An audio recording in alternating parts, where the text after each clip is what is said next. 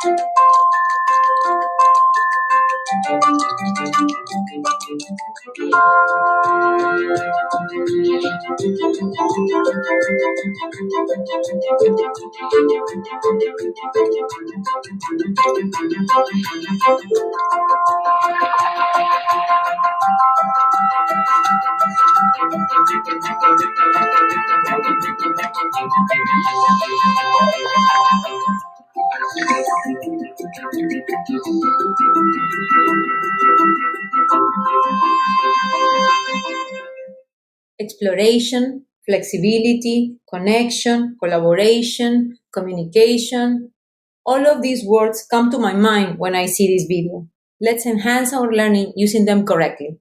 Today we will be talking about slides, forms, YouTube, extensions, and add-on, all related to language learning. We all know that Google Slides is an online presentation app. Lets you not only create and format presentations, but more important, work with other people. For this reason, today I'm going to show you how to use it as a collaborative slide deck, as a drop-drag activity, and a storytelling project. I am not only going to show you samples of the work, but also how to make these. We are always looking for collaboration between students. And why not only inside a school, but also abroad. When learning a language, it's very important to be in constant practice. For this reason, having the possibility of collaboration with schools abroad open a new door for language learning. Here are some advantages when working on a slide deck. They're not only low prep, but in one file, we can see and monitor all the students at the same time. It will give you the chance to lower level language learners to keep an eye on other classmates, to feel confident about their work. They're interactive and they're engaging. If you're projecting your slide deck, everybody can see their work. It's a great opportunity to practice skills. Here is one example.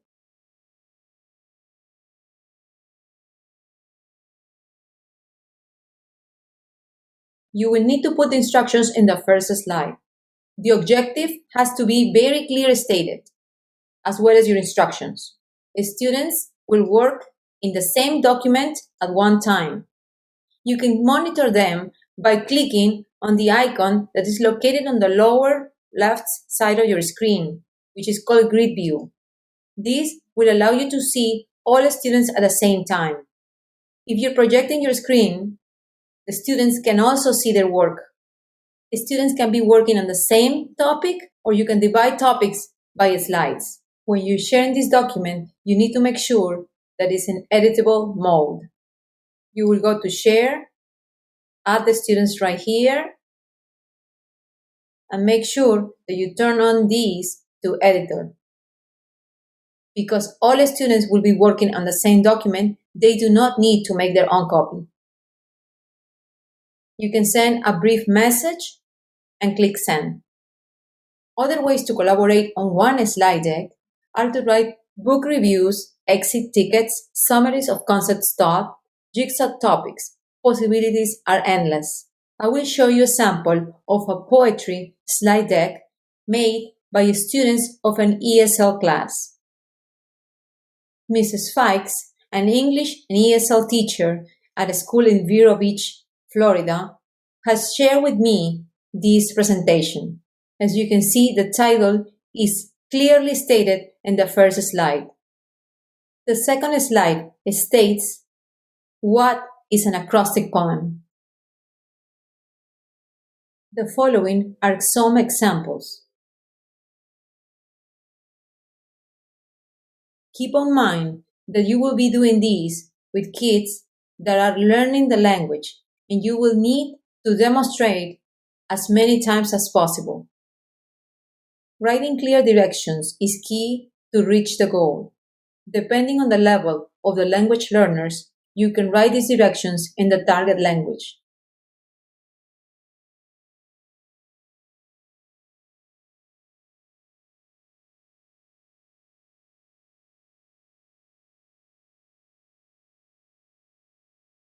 I already mentioned the fact that you must give your students editing rights when sharing a collaborative slide deck. Using Grid View will really help you to keep an eye on the students. Keep in mind that when working on a collaborative slide deck, you have the chance to go to File, Version History, and see the version history of your students. These are all the changes that my slide deck has had in the last few minutes. If you click on the three dots next to the date, you will see that you can make a copy or you can name this version. But if you go to the arrow next to the date, you will see you have detailed information on who and at what time that person was working on this document. That way, if something happens to your slide deck, you will be able to see who did it and at what time. There are other types of activities that we can use with the slides. For example, a drop and drag activity. This is a great way to practice vocabulary. When clicking on this link, I will be forced to make a copy of the slide. You will need to stay in edit mode, not in present mode. If you try to move one of these items, it will not work.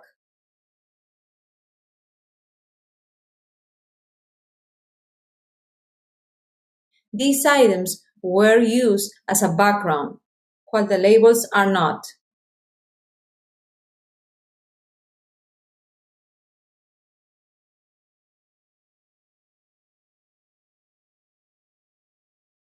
In order to put back the labels at their original position, you can use Undo. This is another activity. You will read the story and fill in the chart on the next slide.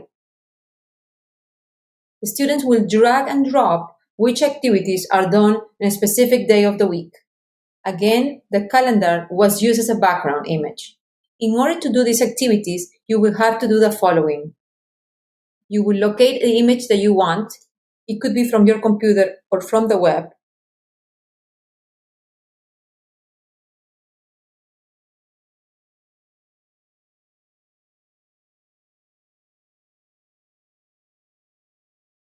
Students can easily move this doll.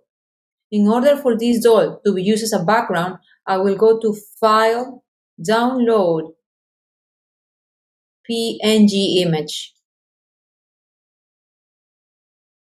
Then I will erase the image. Then I will go to background, choose image, and I will browse and find the image that I just downloaded into my computer. I will upload it, and now it will be already a background. Students will not be able to move this image. Now I can create the labels. You need to make sure that you will create the first label the way you want it.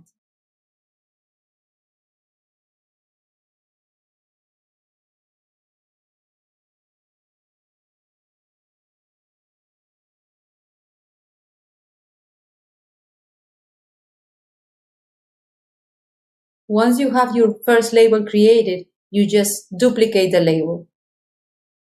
You can click in Command D or Control D if you have a PC.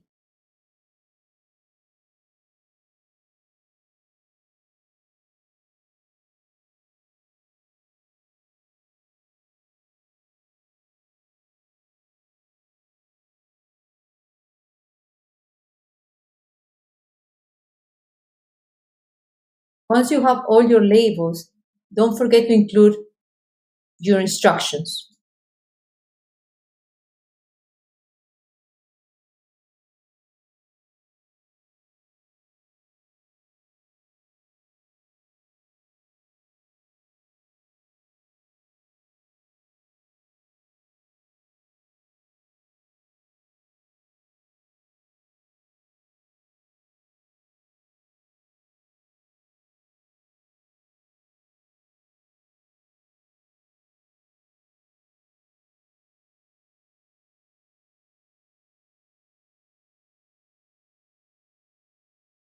Now, students could easily just drag the label to the correct body part.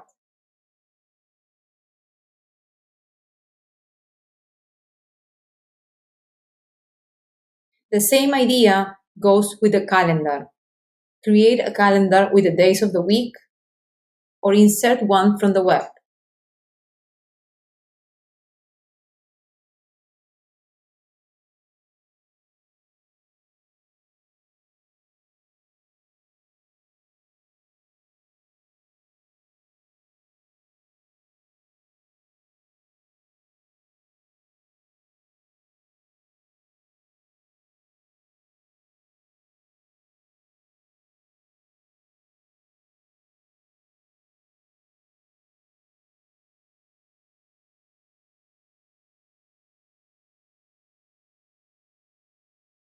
You can also open your Google Calendar and take a screenshot.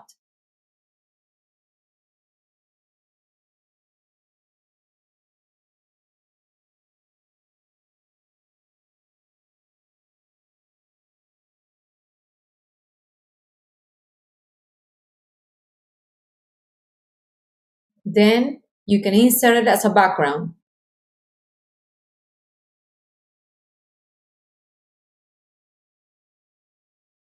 Now the calendar has been inserted as a background and students will not be able to move it. You can add the multiple activities on the bottom of the calendar.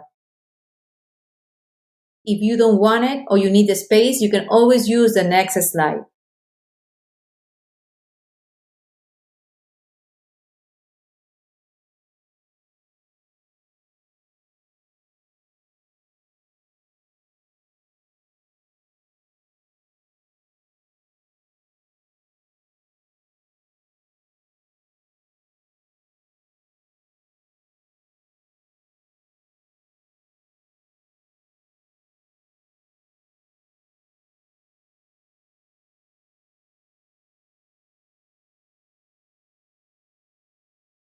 Keep in mind that you will need to look for files that are PNG files. This means that the file will have a transparent background. If for some reason you would like to change the color on one of these images, you can always go to Format Options. Once you go to Format Options on the right side of your screen, you will have the option to recolor.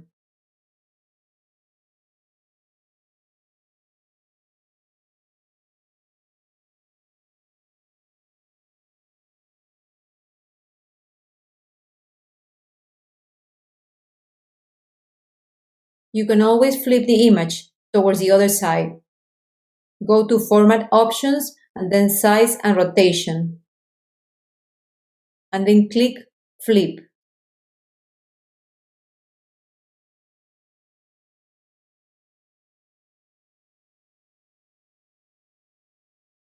Continue to insert as many activities as you would like. Now, students can easily drag the pictures towards the correct day of the week and time. If they need to do it smaller, they can always do that. The easy way to share your slide deck and force a copy is to make sure you change the ending of the link from the word edit for the word copy.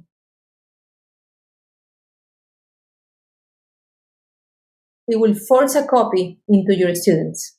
Remember that when doing dragging activities, you must be in edit mode. Next, we will talk about forms. Another great activity that you can do with Google Slides is storytelling. As you can see right here, I have a tale of the Red Riding Hood. When you go to this presentation, you will see that you can find not only GIFs that makes it very interactive, but also recordings.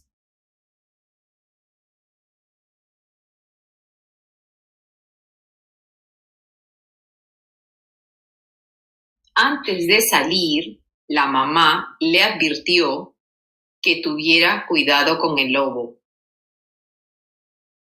Caperucita cruzaba el bosque cuando de pronto escuchó una voz que le dijo: ¿A dónde vas, Caperucita? El lobo tocó a la puerta de la abuelita.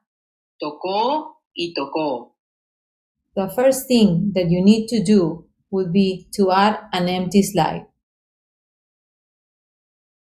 Then you will need to find your book. Make sure you look for a PNG file.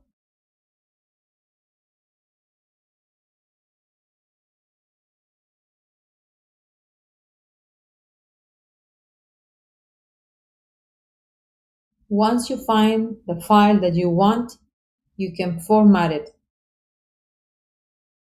I'm going to crop this image to make it one page. And then I'm going to make it bigger.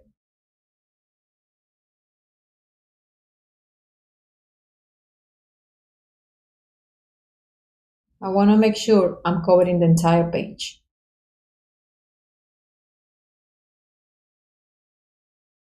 Once this is done, I'm going to add my label.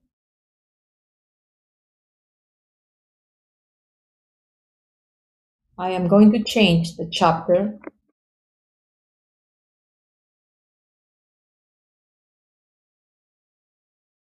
Then I am going to get a GIF. The GIF could be already pre-made in advance, or you can make it.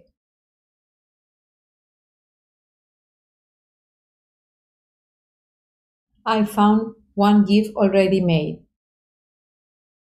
I'm going to insert image with URL. I'm going to paste, and I'm going to insert. Then you can make a frame.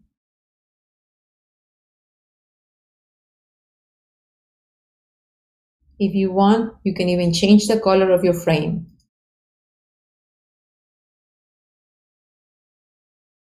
For including the audio, you can pre-made the audio and just import it from your drive, or you can use Mode. I will be using Mode. You can get Mode from the web store.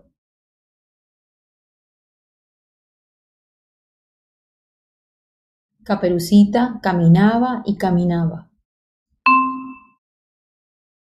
Once you record and you insert, the audio will appear in the screen. You can move the audio. Also, you can change the format. Now, when you go to present,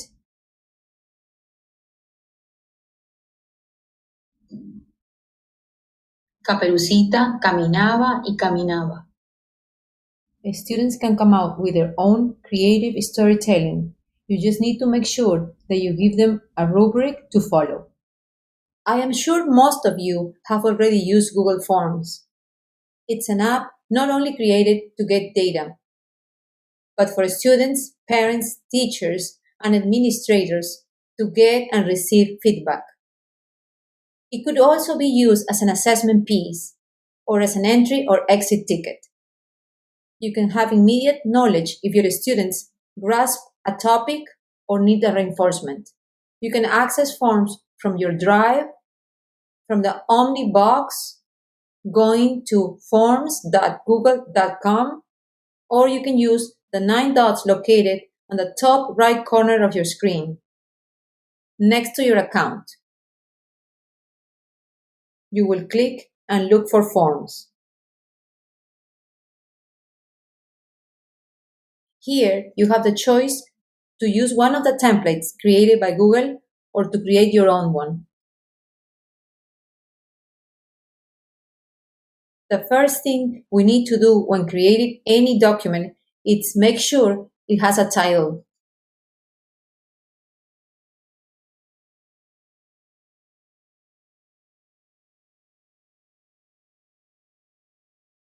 There are different types of questions in a Google form.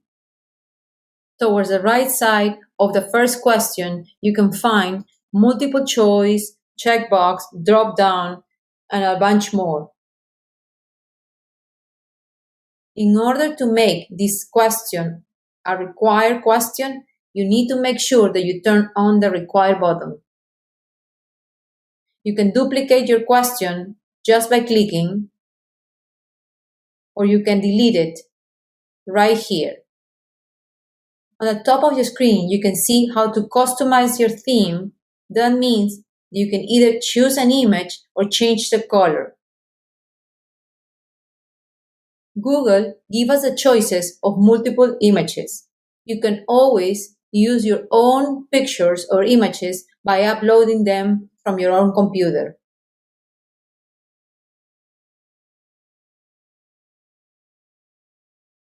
Each image from the banner gallery will come with their own theme color. If you would like to change the color, you will just click on the plus sign.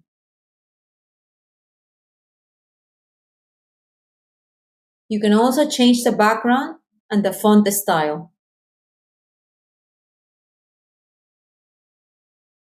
Remember to keep it simple. You want to engage your students, not distract them. Once you're done, you close. The next one, next to theme, it's preview. This is the way people are going to see your form. We also have access to configuration or settings from here. Here you will find to limit the responses or edit after submit. You can also collect emails by force. I like to check show progress bar. I like to show my students how much work they need to do before the end of the class. If you're using a form as a quiz, you have to come here to quizzes and make sure you activate make this a quiz. This will give you the opportunity to add the right answer in order to Google Forms to do the autocorrect for multiple choice questions. At the end, don't forget to save. The last icon I am going to talk about is the add-on. These are the add-on that you are able to use during this form. How do you add an add-on from forms? It's very simple. You go to these 3 little dots right here next to your account, and you will scroll down where it says add-on. There you will add them. After you add them, you can go back to this little puzzle piece and you will see your add-on already there. In order to send or share your Google form, you will need to go to the send button located in the top right corner.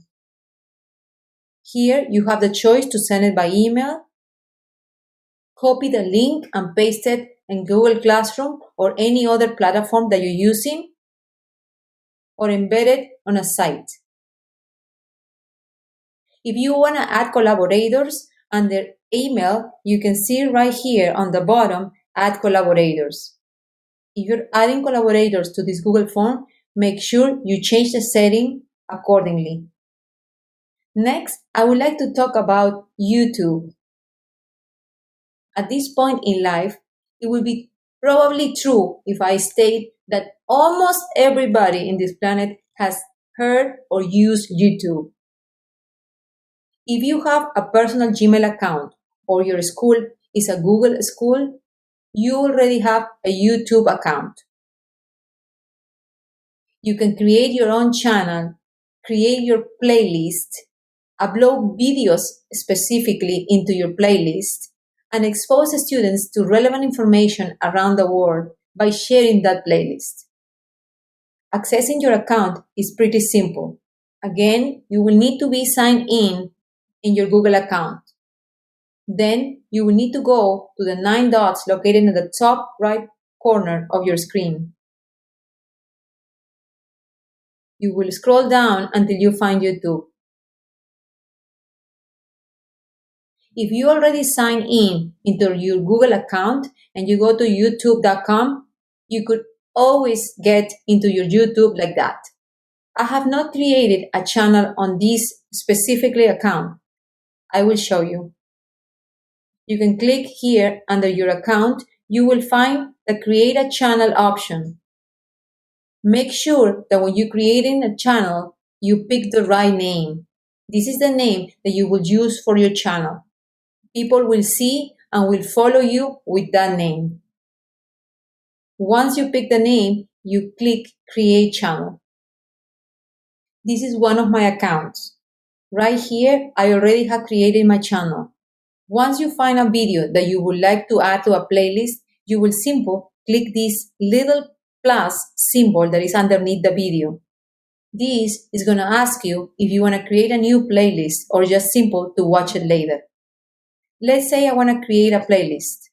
This is the name of the playlist, and over here I can change the privacy to public, unlisted, or private. If you set it to private, you won't be able to share it with the students. If you want to keep it as safe as possible, I would suggest you to click unlisted. Only people with the link will be able to see your playlist.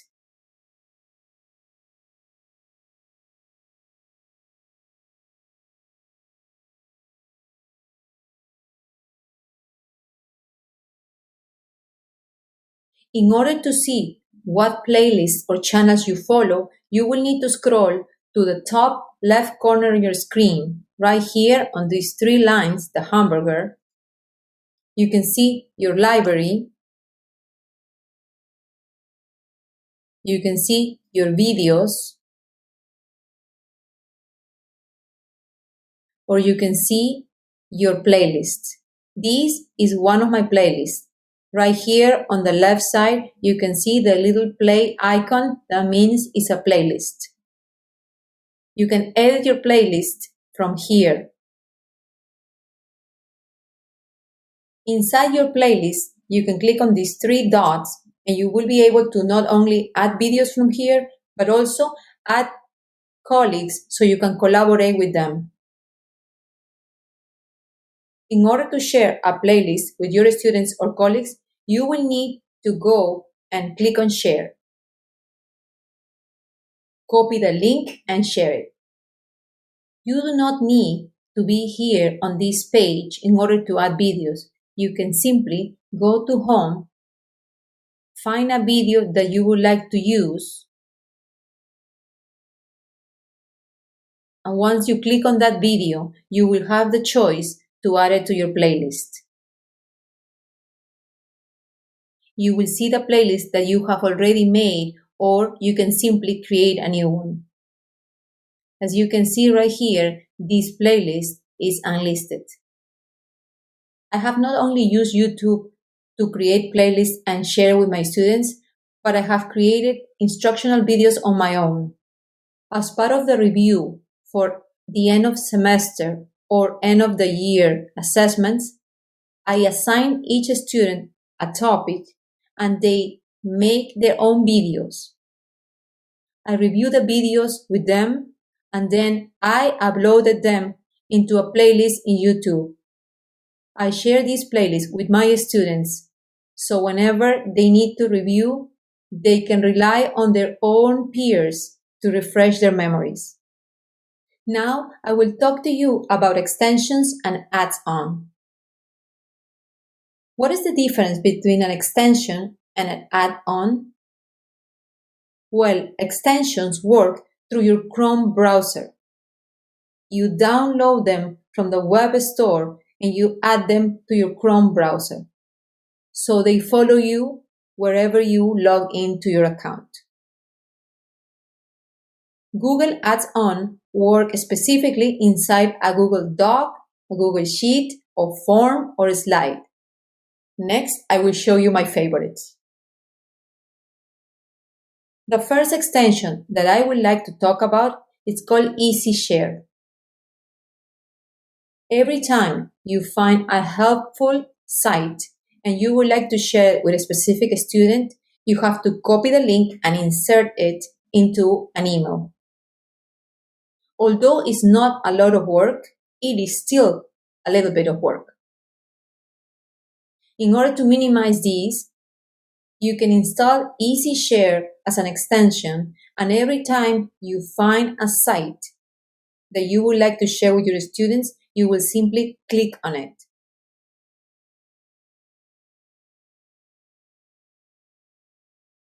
I'm in the Chrome web store. I look for Easy Share and I would like to add it for Chrome. It's going to ask me for permission and I will grant permission. Now, if I want to go to an article in a newspaper,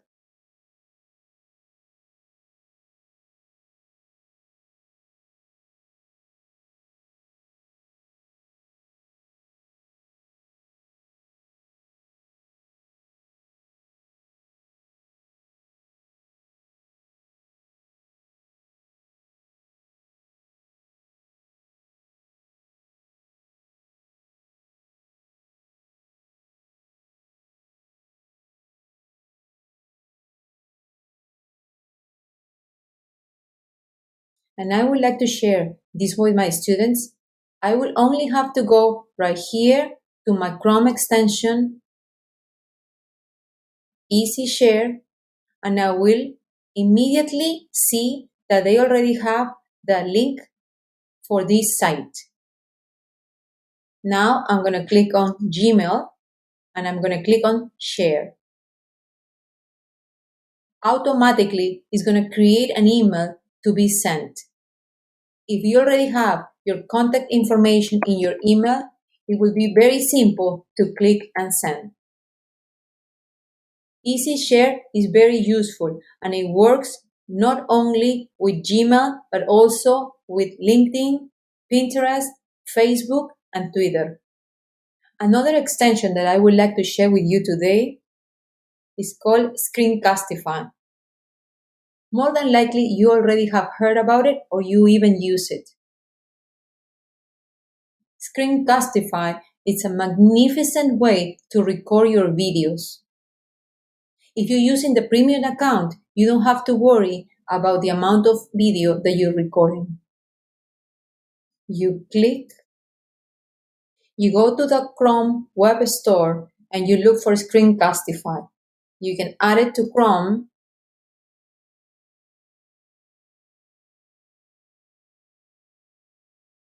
and it's already there.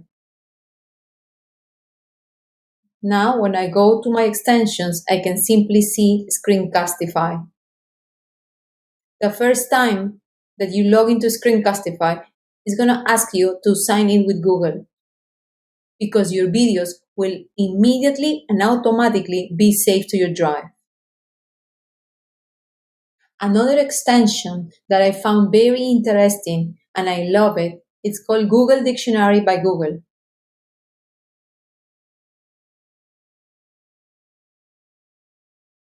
It is also an extension, and what it allows you to do is to see the definition of the word that you cannot understand in a reading.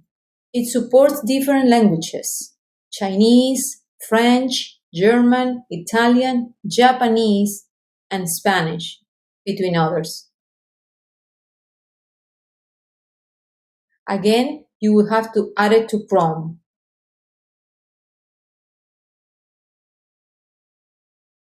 Once you download the extension, make sure you reload the page that you want to use. This is only for the first time.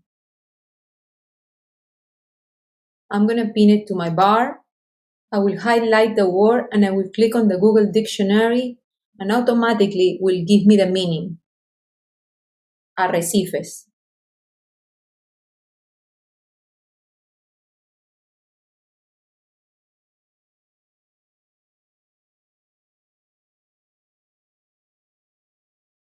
You can always go to extension options and change the settings.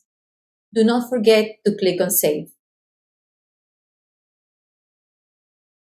Another awesome extension, it's called ReadMe, text-to-speech reader. It allows you to read aloud different languages. It has more than 50 languages.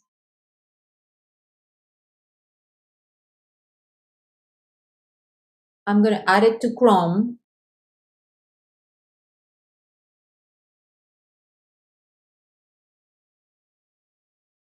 Now I'm going to locate my extension and I'm going to pin that extension to my Chrome bar.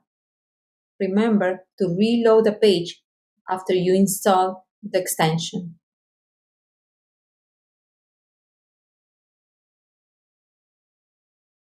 You can change the name of the person.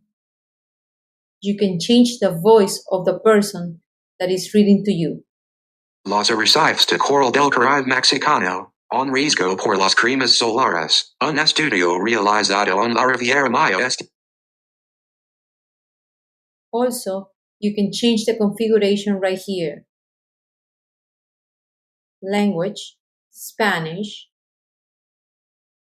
voice, Ana. Let's try it again.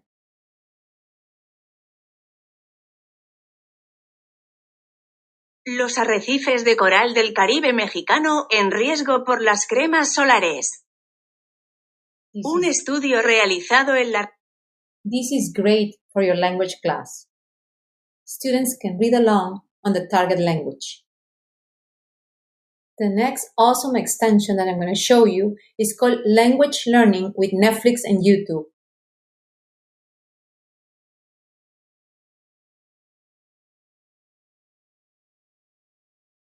This extension allows you to have the closed captions in 2 different languages simultaneously.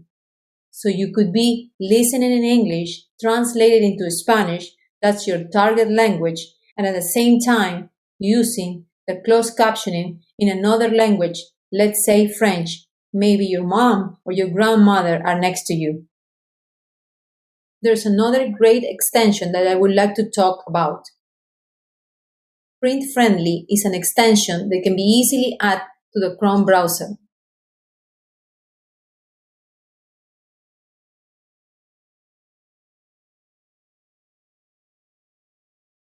Sometimes the information that is next to sometimes the ads or the information that is next to the article that we would like to share with our students is not friendly. You will just need to go to Print Friendly extension, click on the extension, and what's going to happen is going to give you a clean version of the article. You can even delete certain parts of the article.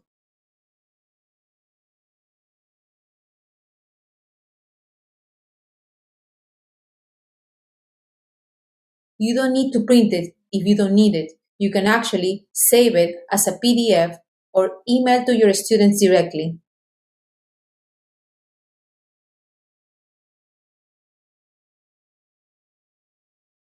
This way, your students will be protected and will not be exposed to any not nice advertising. Now, we are going to talk about ads on. If you don't have a Mac, or a Chromebook, it might be a little bit difficult to insert accent marks or different marks that each language requires. Easy Accents, it's an add-on that you can use it in Google Docs or in Google Slides. Each of them has their own add-on. It works with a lot of different languages. Remember, in order to access Easy Accents, you will have to go to Slides or to Google Docs and click on Add-on, Get Add-on, and look for Easy Accents.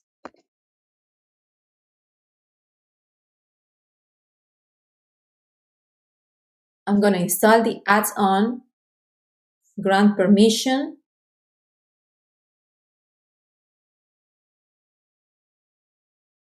and it's done. Now, when I go back to my presentation and I go to add-on, I can see it right here, and I'm going to click Start. Towards the right side of your screen, you will see that Easy Accents is asking me the language that I would like to have the accents for.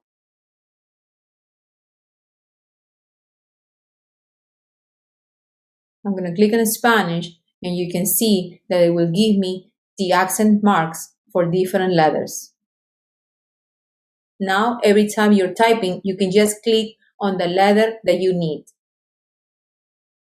If you want to switch between one language and the other one, you can go to the bottom and it gives you the choice to switch in languages. The next add-on that I would like to share with you is Timer for Google Forms. If you're not using Google Classroom and you're using Google Forms, this add-on can actually program the time and date that your form will be released.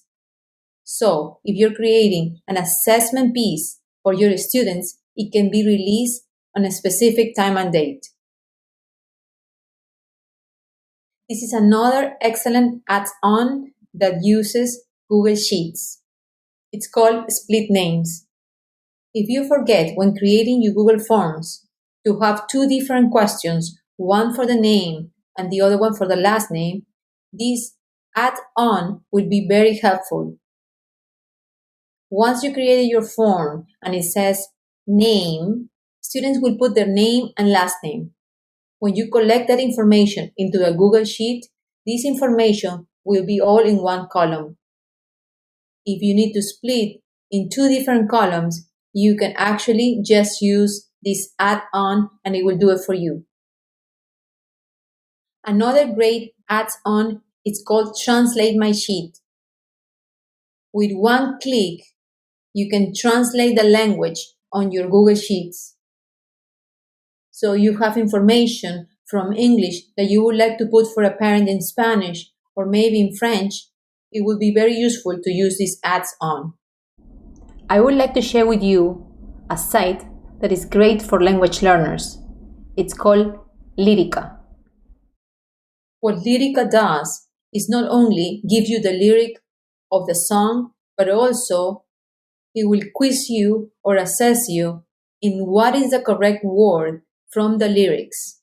Your students can not only practice vocabulary, but also grammar tenses. I would like to finish with a phrase. Technology will not replace great teachers, but technology in the hands of great teachers can be transformational. I know it's very hard for all language teachers to make sure your students are learning enough and eventually become somewhat fluent.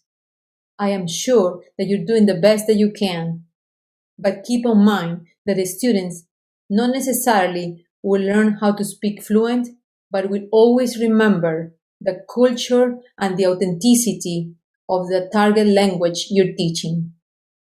I hope this was an inspiring and useful presentation for you. Thank you very much for watching. If you have any questions, you can email me at carolina@shakeuplearning.com or you can find me on Twitter at edutech. And don't forget that the entire team of Shake Up Learning is ready and eager to work with you. Thank you.